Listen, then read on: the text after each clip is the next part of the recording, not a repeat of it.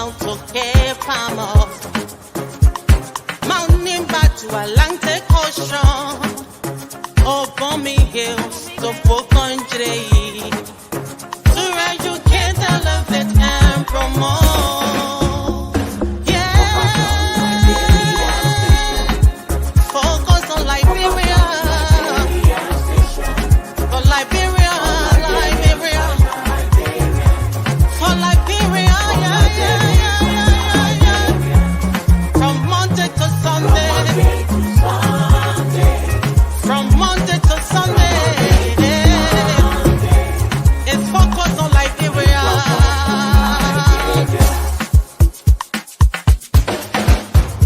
Talk about home affairs, hey, in diaspora, current affairs, hey, reliable information, history, ooh, talking about culture, yeah, politics, education, entertainment, business, sports, advertisement, articulation. Focus on Liberia. Focus on Liberia. Focus on Liberia. From Monday to Sunday. Focus on. Hello, ladies and gentlemen, and welcome to this special edition of Focus on Liberia we call Between the Headlines. And tonight we're going to be focusing on a very important subject matter. Let me put on my professor glasses because Cole got us on. We want to talk about the illicit sand dredging and sometimes alluvial mineral mining that is taking place in the country. Who's behind it? Few days ago, you saw video footages on the internet. We can't verify the sources. They call it sand mining. Some people say black sand. So when this happened, we want to talk about it, right? We want to talk about it. And who best to talk about this besides someone who worked with the maritime in a very big position? Former executive director of the Coastal and Inland Waterways, Liberia Maritime Authority. Call, this last name always give me a hard time. Call, yeah. Welcome. Thank you, Dennis. It's always my pleasure to be on here discussing important topics. I appreciate what you do. Thank you. And Call, you are an authority in this area, so I will be asking you questions because a few days ago, people started showing video footages. They say people are mining black sand in Liberia. You know, that's the way they understood it. And they show, and for the sake of our viewers, I will show those video footages later on. But let me first ask you, I know you saw this and you've worked with maritime in a very senior level position. So I want us to really talk about what really it is, Right. What is happening there, and when they started happening, and what really is going on. This is where I want us to start. So Liberia has been heavily focused on iron ore and gold. And Liberia government has been focused on, concessions, mineral concessions on a large scale. But historically, and also many artisanal miners know that our waterways are loaded with precious minerals. So even in the 1800s, the British had a report. They did some mineral exploration and said Liberian rivers had a large or a huge deposit of alluvial gold. Also diamonds, alluvial gold and diamonds. What that means is that over time, with water flowing from the highlands in Guinea, from the mountains. All of our rivers are flowing from the Guinea highlands. Over time, with erosion, the sediment collects minerals from these mountains, different types of minerals. But gold and even diamonds are abundant. We've got a company in Nimba where I come from that Floyd Tamba owns called Jungle Water. He calls it Jungle Water for a reason. Jungle Water has gold. Jungle Water has diamonds. To extract or to explore in waterways for alluvial diamonds is not easy. It's a lot of work. You have to sift through sediment. In the process of sifting through the sediment, sand becomes a byproduct. Sand becomes a byproduct. So the sand, let me stop you 1 minute just to get clear understanding. So we have gold, diamond, all these minerals. When it rains, sometimes these minerals are washed away and it goes into our rivers. over thousands, maybe even millions of years. Yeah. Okay.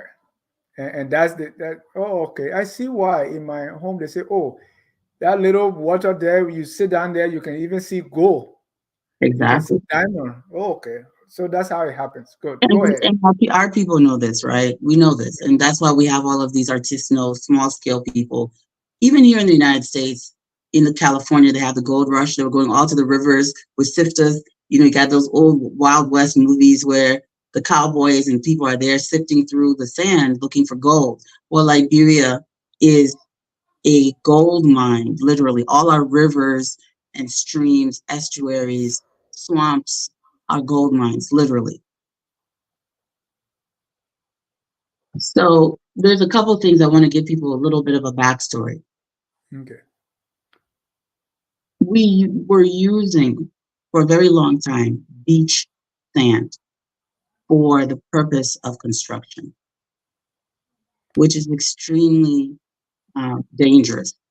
It helps, increase the process of erosion.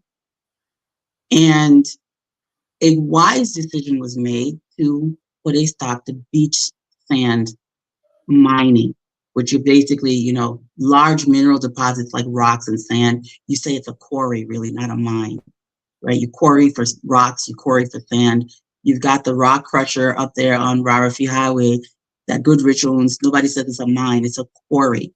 So quarries are different from mines, but it's a, technicality, but we just say mining.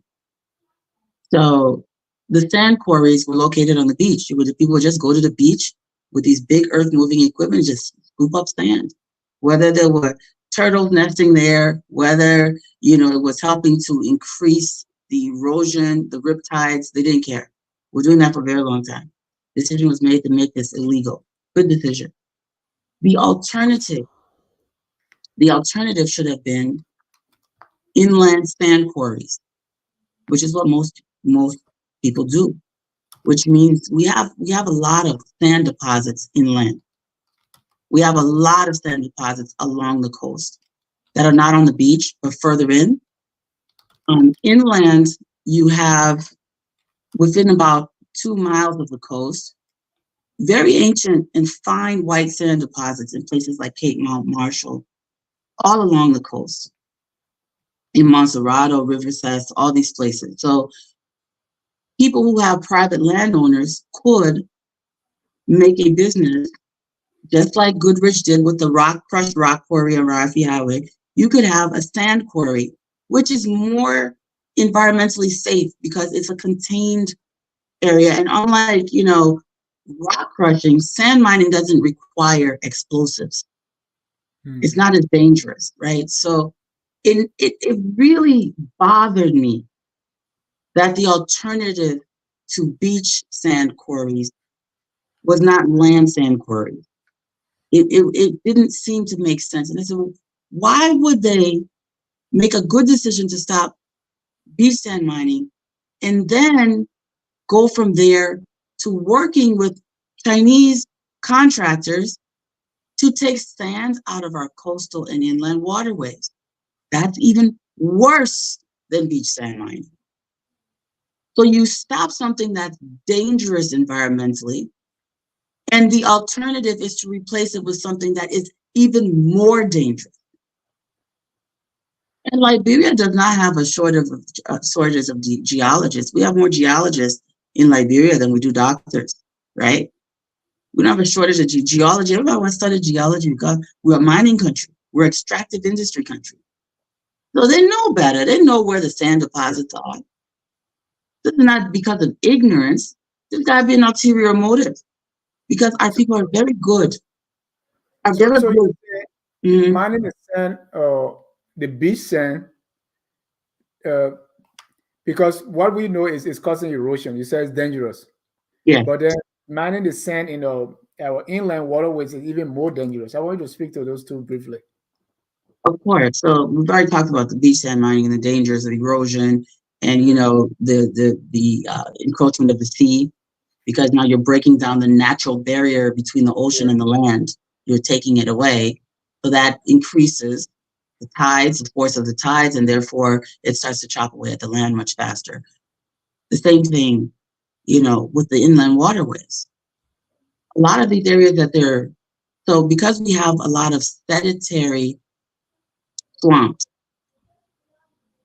if you are exploring for alluvial minerals, the swamps and estuaries are the best place to look.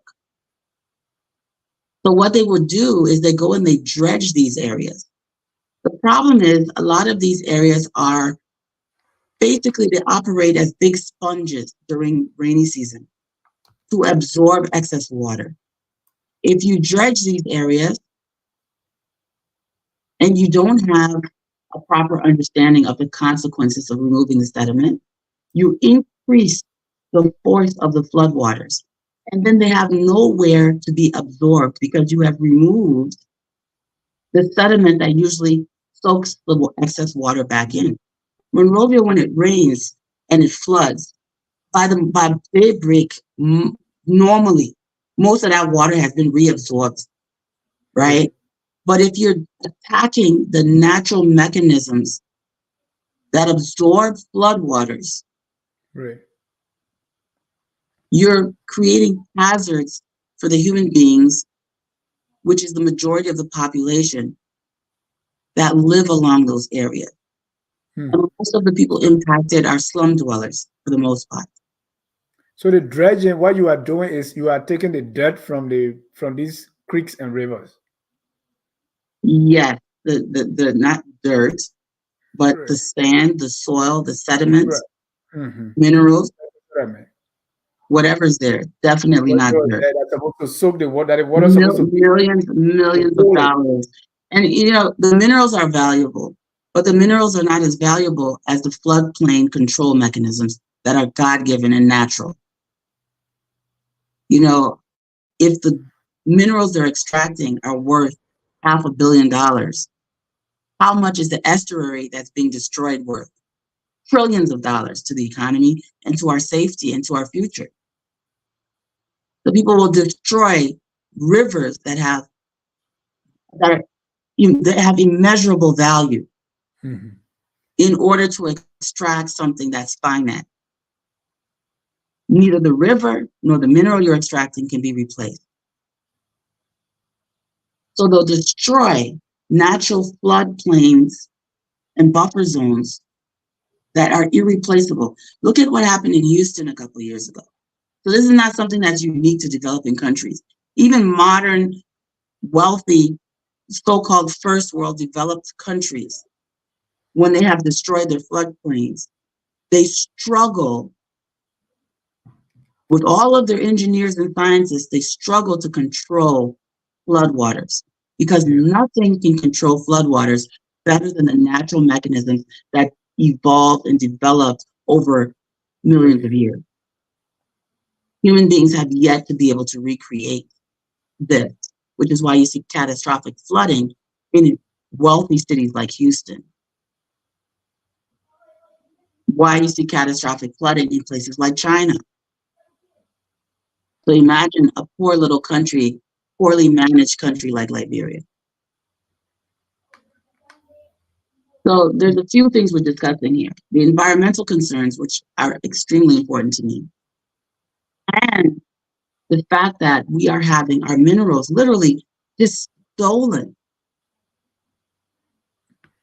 And And that's then what. the government isn't receiving the revenue that they're supposed to receive because they're just calling it sand.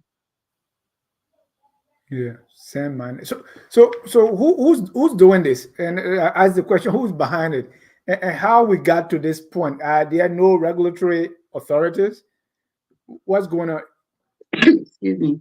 So we, our regulatory authorities are only as good, or institutions are only as good as the integrity of those who are on the front line as inspectors, as evaluators, right? So if you have a culture of people who do not have respect or regard for the country, or don't have, or are more concerned about the little 500 or 1,000 or $2,000 bribe that they're going to get for that day than they are about the future of the country. Or if you have Liberian business people who are so selfish and greedy that they do not care about the consequences of the business that they're doing and the impact that has on their fellow citizens and on the future of their country. It's just about them. They're making their money and their instant gratification. I think I was talking to you earlier and I said, this isn't even wickedness. It's just stupidity. It's stupid behavior, foolish behavior, short-sightedness. You will take sand, which is the byproduct of foreign nationals extracting your valuable minerals. And you will sell the sand because you think the sand is going to make you some money. So great. You make a couple $100,000 in profit. But you destroyed something that's worth trillions of dollars in the process. Do they know? That's not wickedness, that's stupidity. Do they know that what they're doing? I don't know how they wouldn't know. You've got the Environmental Protection Agency. You've got the Ministry of Lands and Mines. You know, you've got inspectors. You've got people with these big titles. You've got people who are tasked to give environmental impact assessments, and they go do cut and paste from some other country, EISA. Then they put a rubber stamp on it. Yeah, we did environmental impact assessment. That's foolishness. That's stupidity. That's not intelligent. That's how intelligent people behave. Because even if you greedy, why would you do that? And so they do fake environmental impact assessments. Cut and paste. Everybody rubber stamps it. And the people who are responsible, given the fiduciary responsibility to protect the country, just rubber stamp stuff. So we're seeing that from the videos we're seeing, what I'm hearing, say the Chinese are doing this. I mean, if the Chinese are doing something, it should be something that they probably got license for, right? So, because these are foreign nationals. So who? So I mean, for me, how? I'm not a China basher. Okay, I'm not a person. I'm not gonna say I'm bash China. I'm not a China basher. But it is Chinese nationals. It's Chinese nationals doing this along with Liberian nationals. They're not doing it. They didn't come into Liberia, you know, on aircraft, warcraft, and parachute down into the country and set up shop like ninjas. You know, that's not what happened. They're there with the permission of our authorities. So we shouldn't even I don't blame them. I blame our authorities.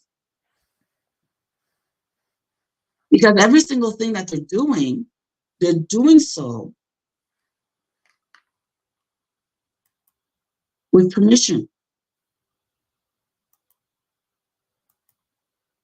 Because somebody is getting crumbs. And those crumbs are worth more than their country. So people are literally selling their country for little of nothing. This is the concern. It's the Liberians who are selling Liberia for crumbs because of their selfish greed. And Cole, as you work with maritime, what was it like then, or how long has this been going on? So in 2012, when I was brought on board as the executive director for coastal and inland waterways,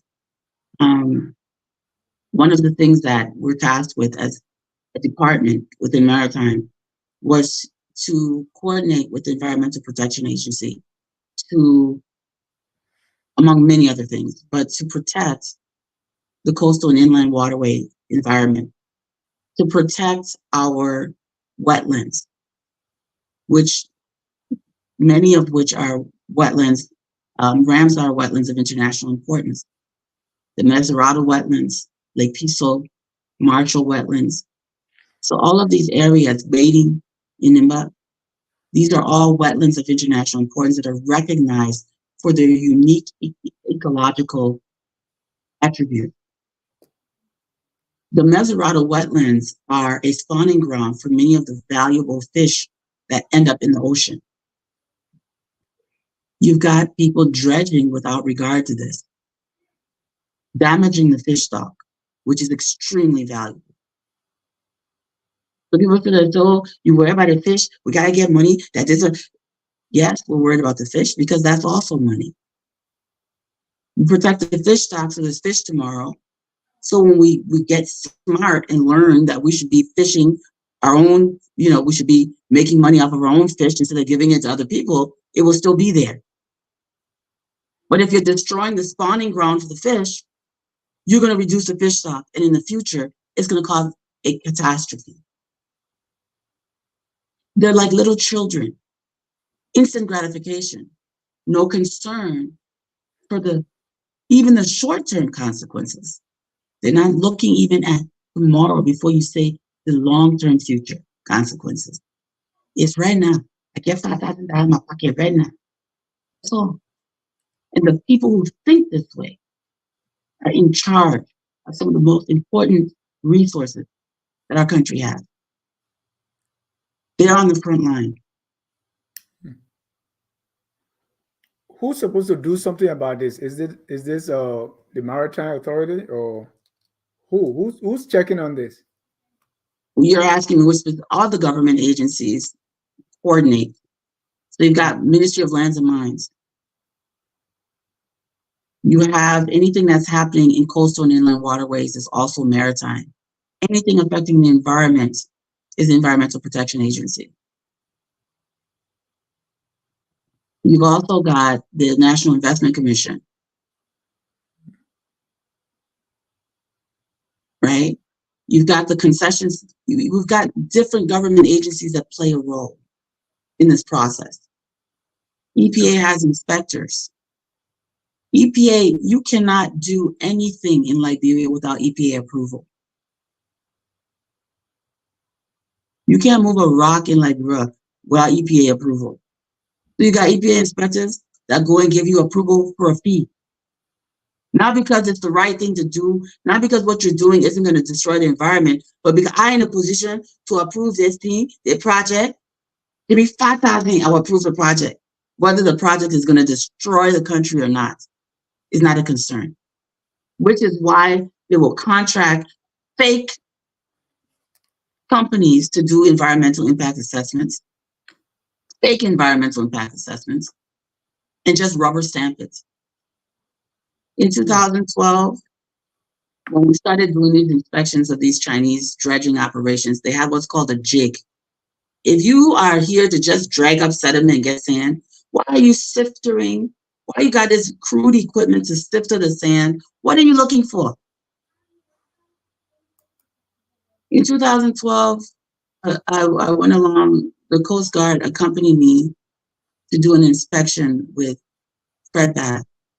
And we entered the bottom mouth, we came from the ocean, and we went to patrol the rivers. And as we came up the rivers, the Coast Guard guys would tell me, oh, normally when we're patrolling, we know where all the Chinese people are. They knew where they were because they were already working. They took us there. We asked them for documents. They had Class C mining licenses, which is mineral exploration. They didn't have any license to quarry sand. They had Class C mining licenses. And I said, well, what are you doing with a Class C mining license if you're here to dredge sand? That's a mineral exploration license. Think about it. Why would Lands and Mines issue this in 2012? They also had a clearance from EPA to do what they were doing. Think about it. So it's well coordinated. Everybody get their piece. Everybody represent, but I said, but you know what? This is a mineral exploration license. We're going to shut this down because you do have a lot of paperwork in order, but it's for something else. It's not for what you're doing. So based on that technicality, we shut it down. The Coast Guard shut them down. And the phone call, we only shut down 4 operations that day. The phone calls that went ringing,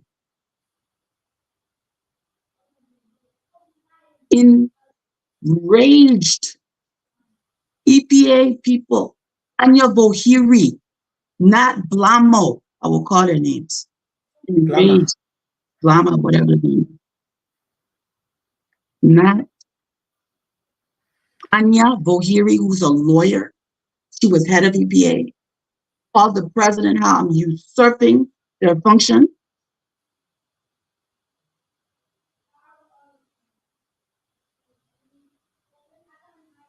Eric Nambe, who owned ENAG that was selling the sand, very respectful guy, but he's dead wrong for colluding with these people for his selfish business interests. Went to Maritime to complain me. I'm not going to say what else happened there. And very powerful people. This is 2012. In 2012. We had an opportunity there to put an end to this.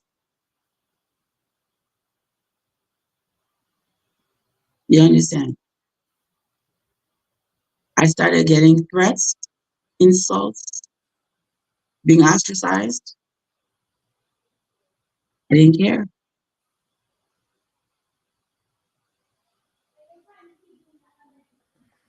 You want to make enemies in Liberia?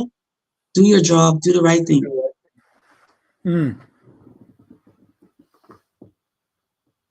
So the reason, and I'm wondering how long you stayed there at Maritime? I was there for 2 years. 2 years. 2 years. It came to a point where I was there for 2 years.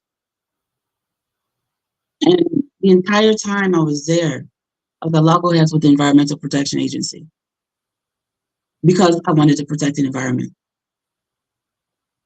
Because I wanted to protect the coastal and inland waterway environment, and the people working at the Environmental Protection Agency were interested in getting bribes and kickbacks for allowing people to destroy the environment. Imagine that. That's their primary responsibility.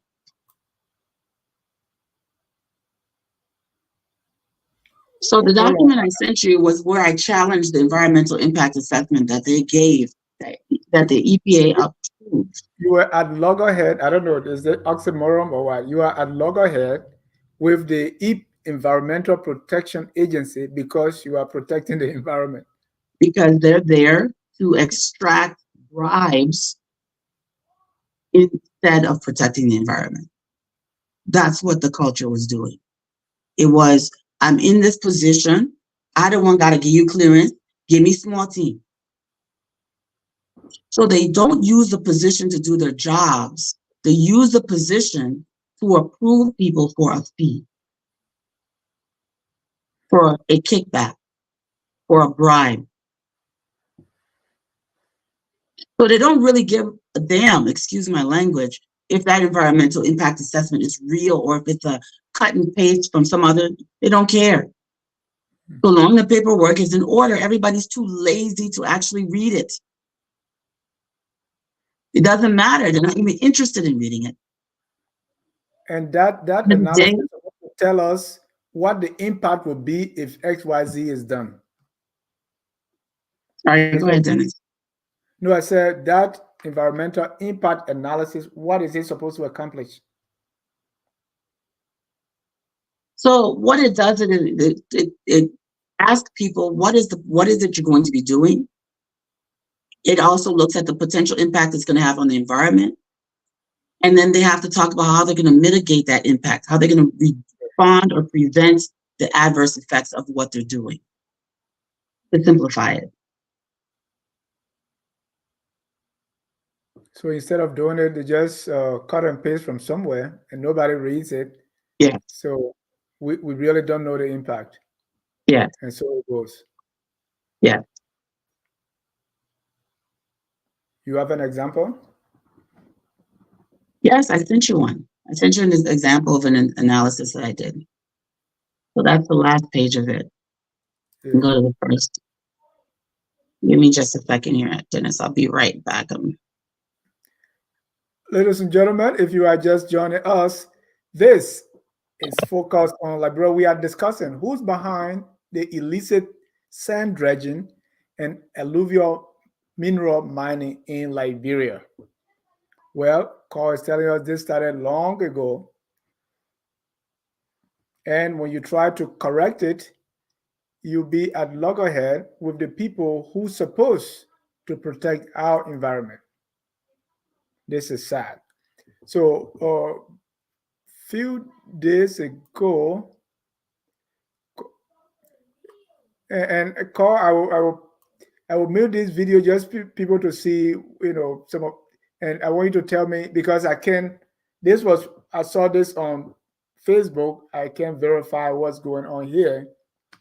So this is an inland sand quarry. Okay.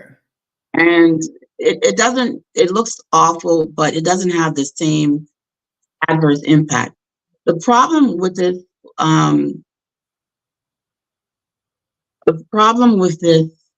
is that I think they were complaining that it was on somebody's private property, one, and two, they're really sifting through the sand to try to get minerals. So a lot of the sand deposits have other minerals in them as well. And if you can pause the video right there, actually, I might be wrong because this looks like a bit of a swamp area. It looks like it's part of the swamp area near the coastal waterways here. Yeah. So it may not be an inland sand quarry. I'm not familiar with this video. It looked like one before, but it looks like they're getting the sediment from the swamp. So the black sand has a lot of minerals. Everybody knows that. Even there could be traces of even cobalt in black sand. But the problem with Liberia is that our authorities, who should be knowing what is there before you let people go there, you should be aware of what's in the sand and know the value of it. But they don't care. What they do instead is they just give the concession, give the permission, and hope that the Chinese will get in small money, small thing to put in their pocket. Oh, I mean, that's the kind of buffoonery that's going on. So I'm not as familiar with this. This is really different. And it's an extension of what started in 2012, because that went unchecked. They can just do whatever. They're continuing Now they're doing it with black sand. There are Chinese jigs in every river, creek, swamp in our country almost. In Lofa, in Bong, in Todi, and Marshall, on Bali Island, everywhere. And they're taking things that we're not even aware of, because the people who are supposed to be conducting or in positions of oversight are dishonest. If you saw this in 2012, I would assume that it's been happening since then. Like I said, it's not that it's only been happening since then, it's gotten worse since then. We were at least keeping it in check.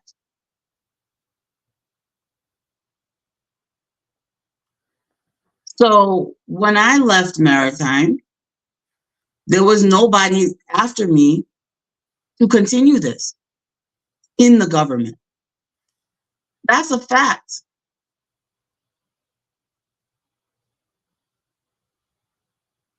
Nobody has tried to make sure that they put this in check. Literally no one. And that's the Sirleaf administration and the WIA administration. One second, Dennis.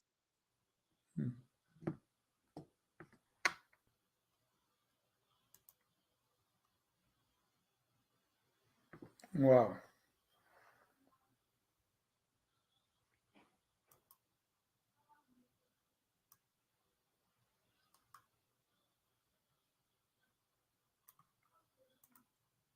Sorry about that, Dennis. So is it so because you were at Logger with these people, that why you left, or you were? No, You said, I well, was she transferred to the Ministry of Transport um, to run Deputy Minister of Land and Rail Transport. So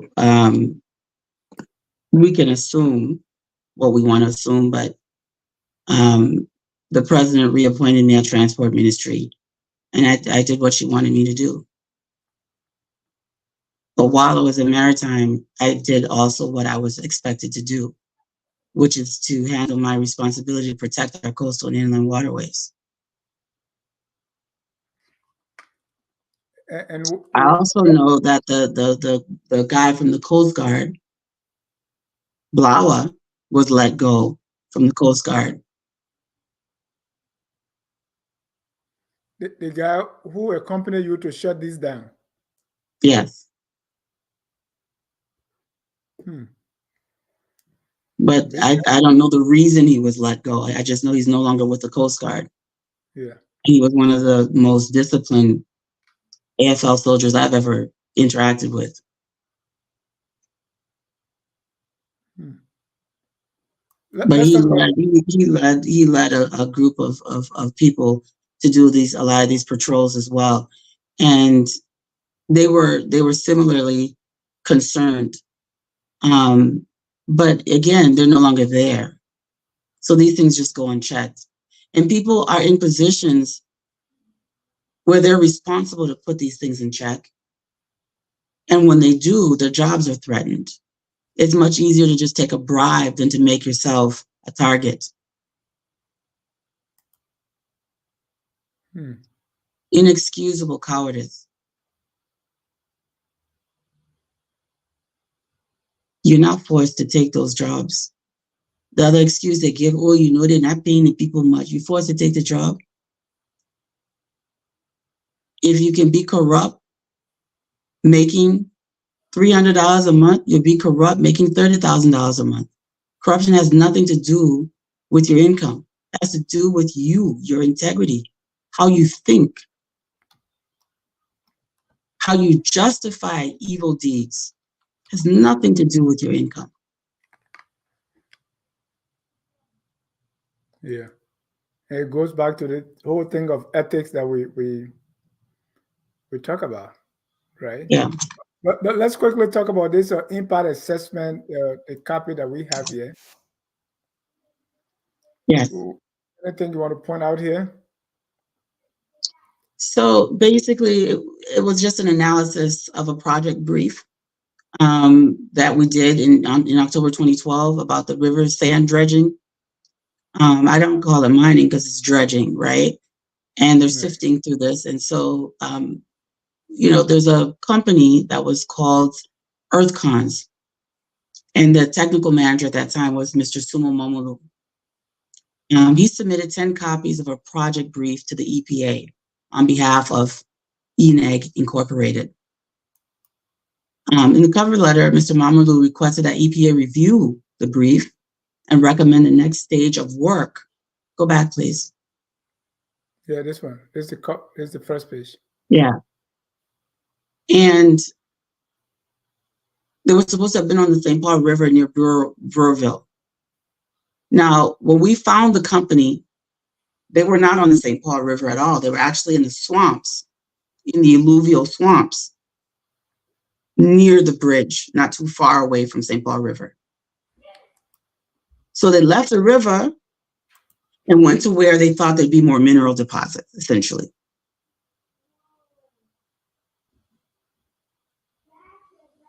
So in the brief, it was saying that land, air, water, all these things could be affected, in this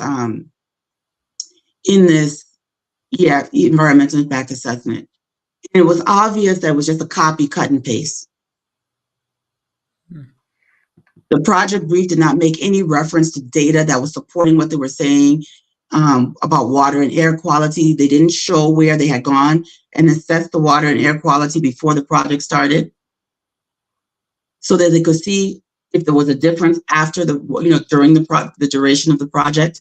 You can't monitor how something is affected if you don't do a baseline study of how the thing looks or how it is before the project starts. So that's one of the big problems, was that it was just fictitious. This is not how you do an assessment. If there's no baseline study to say, okay, this is the condition this is in. Now they're going to start dredging during the project. Oh, we see that the water table has dropped. We see that there's less fish, something, but they didn't even do a baseline study. And our EPA didn't care because, like I said, either they didn't read it, or the environmental impact assessment stamp, or they didn't understand what was in the documents, or they didn't care because they got small money. Whatever the case, I reviewed the document. It was obvious that there was no actual impact assessment done because there was no baseline study done. It was completely silly. It was just a silly document. And even a layperson could see that there was an issue.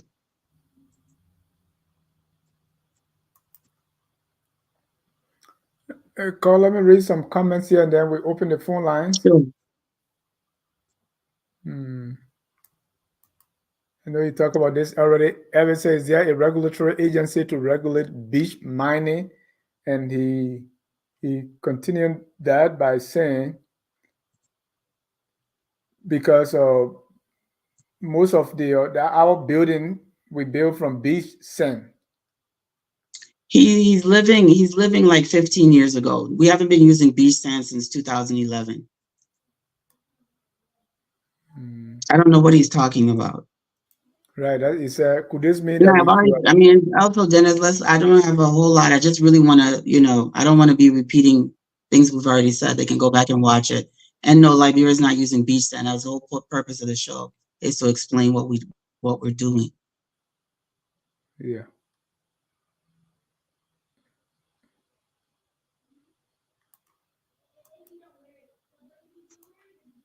And people, when you guys watch some of us come out here and we're talking about things that put us in danger of attack, you have to listen to what we're saying.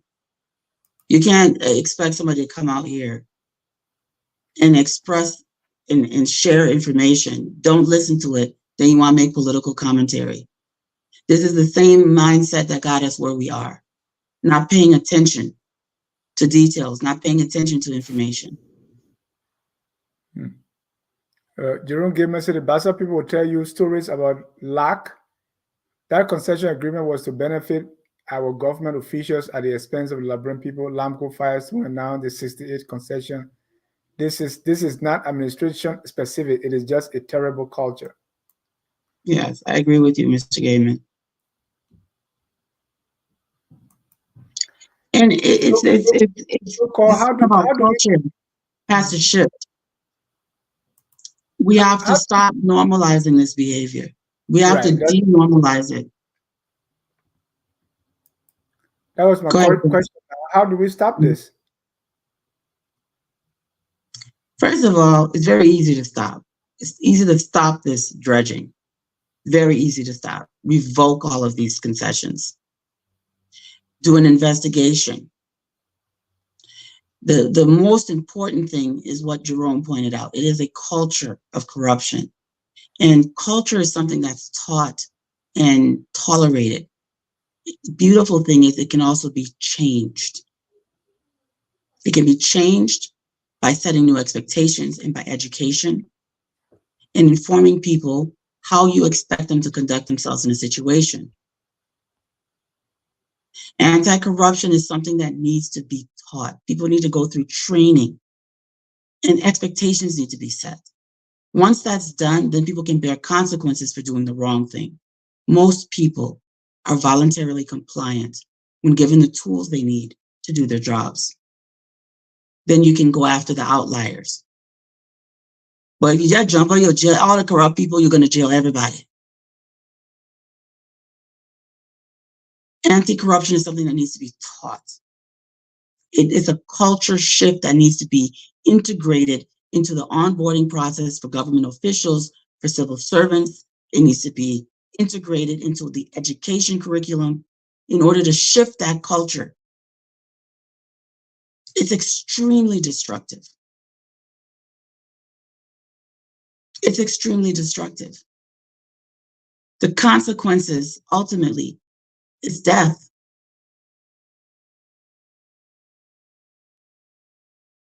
So, as I was pointing out, this company,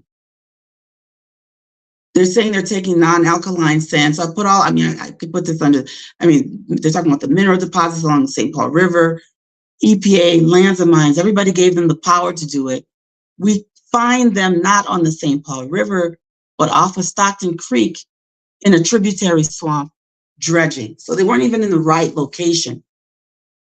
That particular situation we're able to shut down because they were not licensed to be where they were.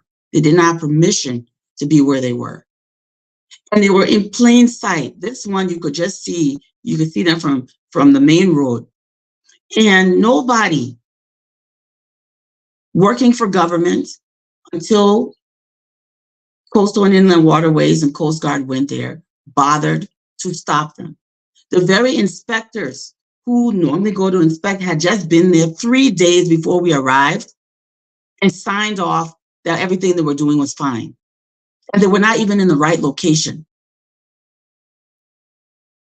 Imagine. You have a license to be on the St. Paul River, you're way in an estuary, a swamp area near Stockton Creek. And EPA goes there 3 days before we got there and signed off on what they were doing.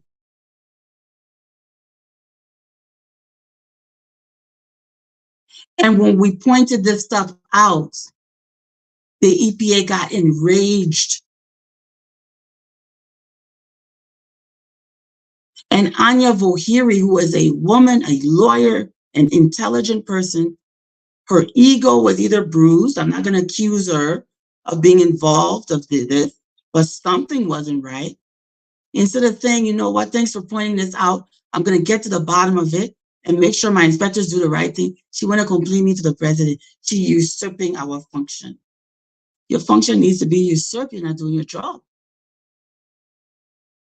And furthermore, as the executive director of Coastal and Inland Waterways, it's my responsibility to protect these coastal and inland waterways from degradation. And even if the EPA is not doing it, I will. It just takes one person to do their job. Oh, we want the people to get vexed with me. Oh, they may not give me my small mark. Come and go roof my house. You know, that is why the country looks the way it does. You demonize the people that want to do their jobs.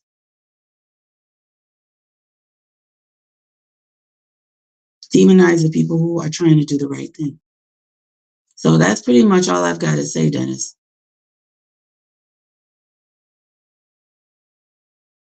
Thank you. At this time, we don't have. Yeah, I'm sorry. I just want to point out the Chinese are not the villains in this story. It's the Liberian civil servants who are on the front line. They're the villains in the story. The people that be crying for the paychecks, your neighbors, the guy who can sit in the pew next to you in church, the man whose shoe sitting next to yours at the mosque. These are the villains in the story. Your neighbor, your high school friend, your drinking partner, the person you could go have club beer with on the weekend. These are the villains. Our everyday people are the villains in the story. We want to blame presidents. We want to blame big shots. They're not the presidents.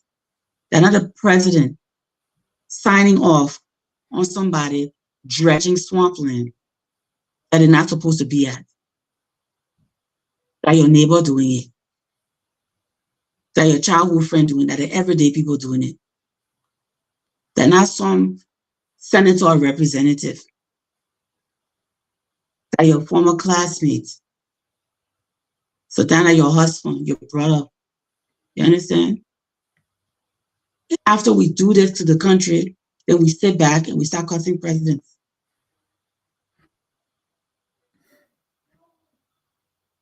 It's a culture, like Jerome said.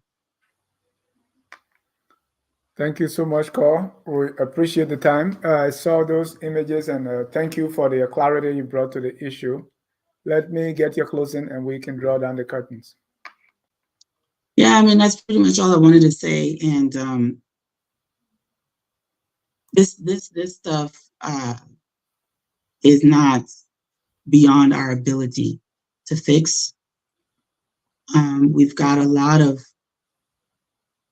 intelligent people who could take the time to do the right thing. They need to be empowered and encouraged to do so. And the expectation that they do the right thing should be there. It can be corrected. It's not too late.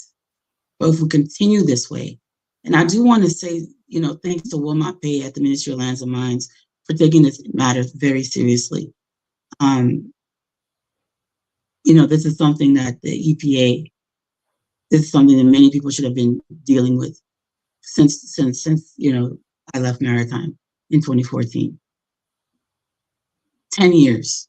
10 years they've allowed this to continue and get out of hand. And the resources that have been stolen from the government could have probably built, I don't know how many roads, because somebody think the $500 they get in their pocket is important, is more important. So that's what I wanted to share. Thank you. Thank you so much. I want to thank our viewers for watching. At this time, we close with our song that says, "We are all Liberians." Have a good night and God bless you. We are Liberians.